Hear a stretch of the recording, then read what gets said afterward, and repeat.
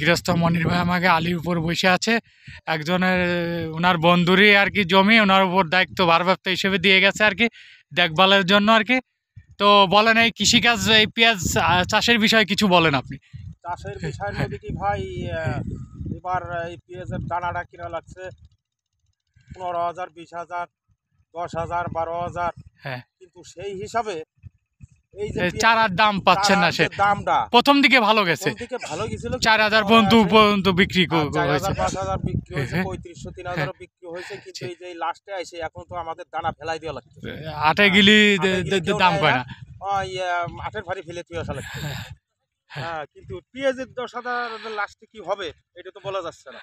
তো পেঁয়াজ সর্বনিম্ন যদি বাজার কিরকম থাকলে আপনাদের আর কি পোষাবে, মানে যে পরিমাণে খরচ হচ্ছে তাতে কি মানে বাজারটা কিরকম থাকলে সবচেয়ে ভালো? দামটা যদি আমাদের যদি 3,000, 3500 যদি দেয়, হ্যাঁ, তাহলে বাইচে থাকা যাবে। এবার কৃষক আমরা যারা আছি, বাড়ি ছেড়ে পালান লাগবে, মানে যে কিস্তির জ্বালা, মানে যে কিস্তি টাকা আমি এই যে 1.5 লক্ষ টাকা কিস্তি উঠে লাগাইতেছে, কিস্তিও আমি দিতে পারি না।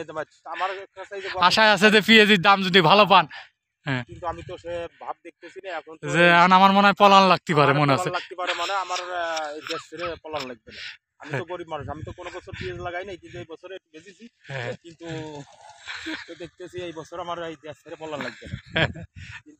আল্লাহ ভরসা, আল্লাহর উপর ভরসা রাখেন, দেখেন দাম বাড়ায় নাকি। আপনাদের মতামত কিছু বলেন কৃষক ভাইরা, উনি যে কথাগুলো বলেছে এর কি বলেন আপনারা? যে এবার যদি দাম না পান বাড়ি ছেড়ে পালান লাগবে সব। ভাই এই যে একটা জোন আমি আনছি 600 টাকা বর্তমান, 600 টাকা, মানে আপনি তো কিছুই জানেন না। আর জামাই ওজন করা লাগে, জামাই ওজন মানে যে 15 কেজি পোল্ট্রি কিনছি আর 2 কেজি তাও কইছে চাল কিনছি 80 টাকা কেজি, তাই দিয়ে খাবার দেওয়া লাগবে। ভালো হইতে হবে, সেন্ড করতে হবে সেরকম, ভালো হলে কিন্তু পেঁয়াজ ভালো। দর্শক আসলে দেখেন এদের যে আসলে যে পরিমাণে এবারে কৃষিকাজ, যে পেঁয়াজের যে খরচটা হচ্ছে আসলে প্রচুর পরিমাণে খরচ। এতে করে যদি বাজার মূল্য যদি 2,000 থেকে 3,000 থাকে তাহলে হয়তো কৃষক বেঁচে থাকতে পারবে, মানে বাড়ি ছেড়ে পালানো লাগবে না। আর যদি মনে করেন এর থেকে যদি কমে যায় বাজার,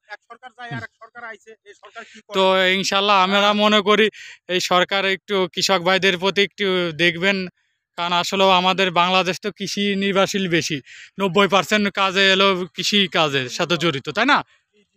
তো কৃষক বাঁচবে, বলেন দেশ বাঁচবে, বলেন না কি ব্যাপার? হ্যাঁ, দেশ চলে যাবে অত বর্তনের দিকে, কৃষক বাঁচবে তো দেশ বাঁচবে, সেটাই আর কি। যাক, হ্যাঁ, কৃষি সব বর্তমান বাংলাদেশে কৃষি কাজে নির্ভরশীল বেশি।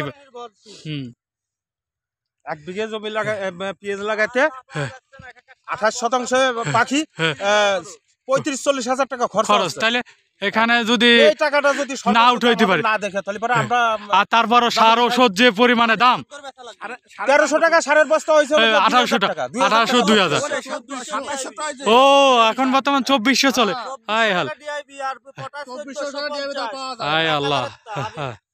এই যে লোকের অভাবে ওই যে ওই লোকের স্বামী গেছে ভুইকুমাতে বাতিয়ে যাচ্ছে ওই মহিলা, তাহলে দেখেন যে কি কত কষ্ট করতে ওই যে কৃষক বাইরে গৃহিণী আর কি খাবার নিয়ে যাচ্ছে, কি করবে আর কি, যৌথভাবে সবাই কৃষি কাজ করতেছে। এখন তো বাঁচতে তো হবে, বছর বছর একখান জমি রাখতে হবে, নাহলে তো হবে না। আবু ভাই না? হ্যাঁ, আবু ভাই তো বছর বছর জমি রাখে ইনশাল্লাহ। ঠিক আছে, সবাই ভালো থাকবেন, অনেক কথা হলো, সবাই সবার জন্য দোয়া করবেন, আপনাদের জন্য দোয়া করি ইনশাল্লাহ। ঠিক আছে।